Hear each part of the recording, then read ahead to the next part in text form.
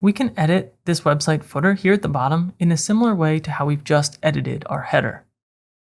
So let's click X here, back to Customize, and down to Footer Builder. That will focus the footer, and you can see that we have a similar layout here.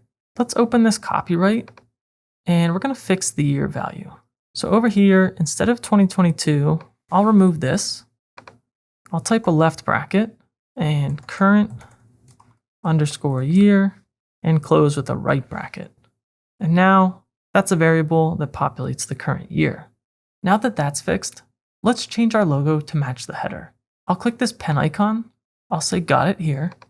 I'll click replace on the logo, and then I'll open Media Library. I'll select my logo like I've done before. Click select. Then to access the footer menu options again, we can click back and click footer menu here, or we can click it right here as well.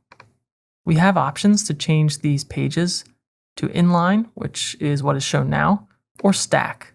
I like inline, and you can arrange this how you'd like.